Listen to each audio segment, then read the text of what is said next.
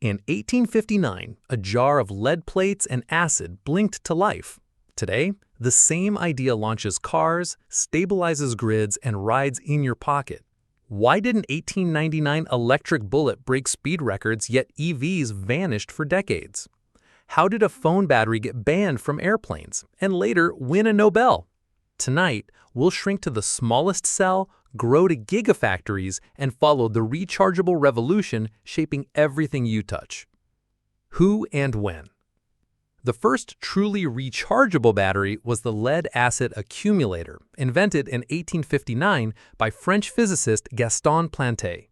His original cell used 2 sheets of lead, separated and rolled into a spiral immersed in 10% sulfuric acid. Simple, rugged, and crucially, reversible. Why it mattered. Unlike primary cells that died once discharged, Planté's design could be recharged, delivering large burst currents. That capability made it the ancestor of the modern car battery and a foundation for standby power long before lithium arrived. A human angle. Planté wasn't just a name in a textbook. He was a Paris-based experimenter with a flair for show and tell. In 1860, he carried a 9-cell version to the French Academy of Sciences, an early public demo that proved the concept and hinted at industrial potential. He later tinkered with a rheostatic machine to probe high voltages, the kind of curiosity that makes him feel like a character, not a footnote. The first big improvement. In 1881, Camille Alphonse Faure introduced pasted plates, lead oxide paste on a grid, dramatically boosting capacity and enabling mass production. With Faure, Planté's lab cell became an industry. 1859 to 1881, lead acid from spark to scale. The story opens with Gaston Planté's reversible lead acid cell, 2 lead plates in sulfuric acid that could be discharged and then restored. A revelation in an era of single-use cells. It worked because lead and lead dioxide shuttled ions through the electrolyte, rebuilding themselves under charge. Camille Faure's 1881 pasted plate transformed that lab trick into industry, packing more active material onto a grid so capacity rose and production finally made sense. 1899 to 1901, nickel chemistries expand the toolbox. Swedish engineer Waldemar Jungner's nickel-cadmium cell arrived in 1899, trading weight for ruggedness and reliable output. 2 years later, Thomas Edison's nickel-iron variant favored durability and cheaper materials, but paid a penalty in efficiency. Together, they proved that rechargeable wasn't one recipe. It was a family of trade-offs: cost, life, power, and serviceability that designers could dial for mines, railways, and early electric vehicles. 1930s to 1940s, sealed practicality. Through the interwar years, sintered electrodes and improved separators pushed the nickel-cadmium to higher currents and longer life. The real leap was sealing. By the late 1940s, compact maintenance light cells gave radios, tools, and instrumentation a dependable, rechargeable heart. No acid spills, fewer venting worries. Suddenly portable meant truly mobile, not just movable with a toolbox and rags. 1980s to 1990s, NIMH bridge to the modern era. Nickel metal hydride introduced hydrogen-absorbing alloys that stored more charge than NiCd without cadmium's toxicity baggage. By the end of the 80s, AA-sized NIMH cells were powering camcorders and early digital gadgets. Soon after, they became the quiet workhorse inside the first wave of hybrid cars. NIMH taught consumers a habit: plug in, top up, go. That primed the world for lithium's leap. 1970s to 1991, lithium-ion's breakthrough. The lithium dream began as a promising but temperamental concept. Lithium is light and energetic, but metallic lithium likes to form dendrites. The breakthrough sequence married a stable layered oxide cathode with a carbon anode that hosts lithium between its graphene layers, replacing lithium metal. When the first commercial lithium-ion cells landed in 1991, energy density jumped while safety and cycle life became manageable. Overnight, camcorders shrank, laptops slimmed, and mobile phones cut their cords. Late 1990s to 2010s. A chemistry zoo and smarter shapes. After launch, lithium-ion diversified. Lithium iron phosphate, LFP, traded headline energy for thermal stability and long life, perfect for buses, power tools, and later mass-market EVs. Nickel-rich blends like NMC and NCA pushed energy density for premium electronics and long-range cars. Form factors evolved too. Cylindrical 18650s matured into 2170s. Prismatic and pouch cells enabled denser packs. What changed wasn't just chemistry, but architecture. Tabs, foils, coatings, electrolytes, and separators were tuned like instrument strings. 2010s. Systems thinking takes over. Engineers realize the battery is a system, not a cell. Battery management software watched temperature and voltage like a hawk. Jelly roll designs and current collectors minimize resistance. Formation protocols sculpted electrode surfaces for longevity. Packs gained liquid cooling, fire breaks, and sensors. Vehicle platforms moved to higher voltages for faster, cooler charging. As manufacturing scaled, costs fell and quality rose, shifting the bottleneck from invention to integration. Early 2020s, bigger cells, fewer layers, new contenders. Cell-to-pack and even structural battery designs cut out modules to save weight and cost, while larger tabless cylindricals promise better heat and current pathways.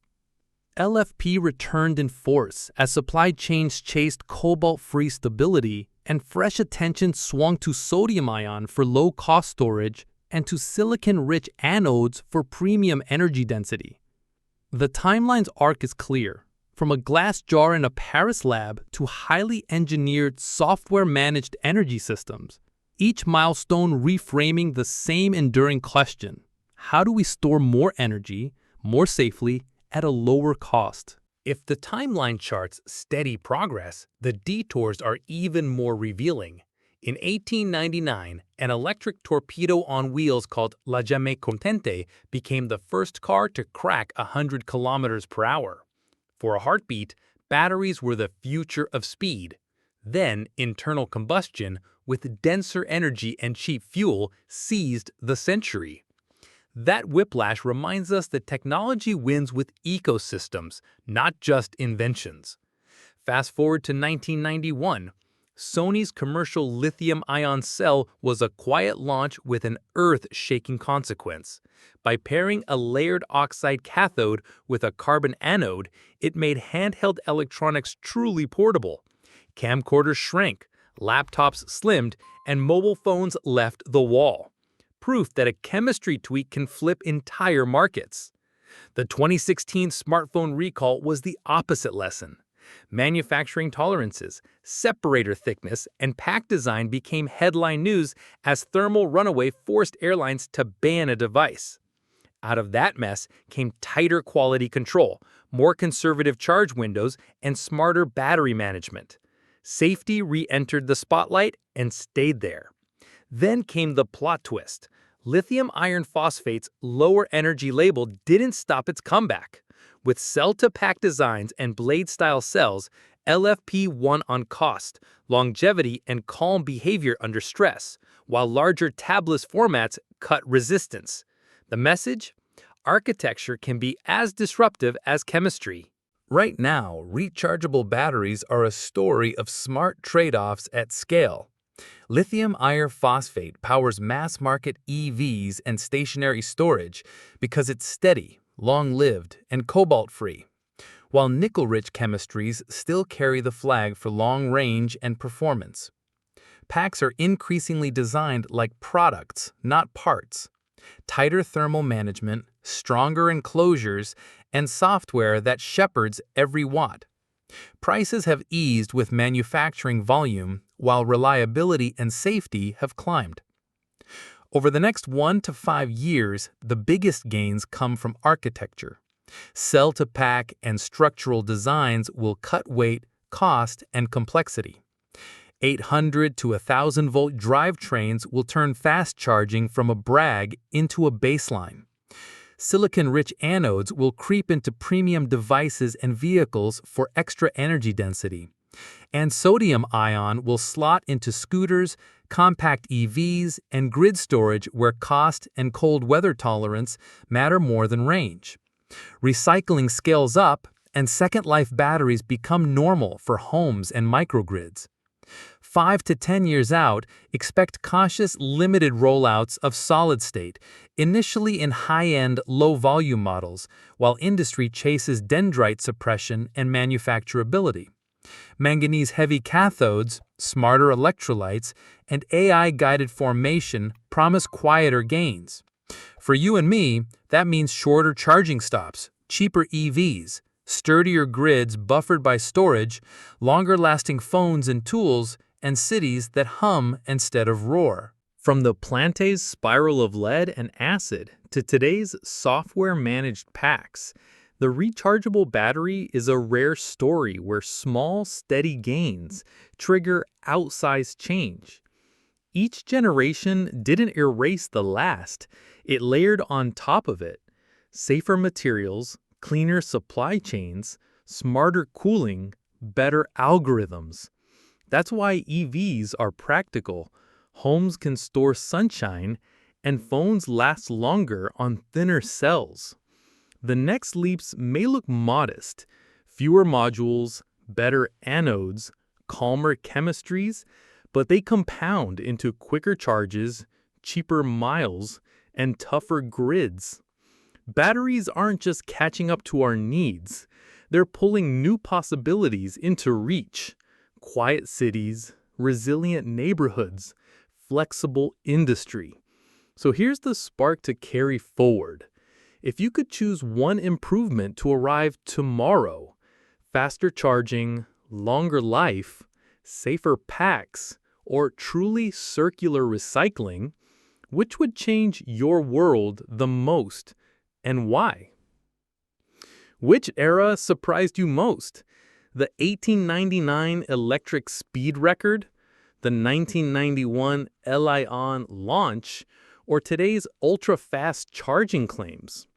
Drop your take and the one upgrade you'd want first: faster charging, longer life, safer packs, or fully recyclable cells. Tell me which chapter to explore next: NIMH and hybrids, LFP's rise, sodium-ion reality, or the solid-state puzzle. If this kind of story keeps your curiosity charged, the Energy Tech playlist is right here, and the next episode is a click away. Share it with someone who loves clever engineering, and keep the conversation going in the comments.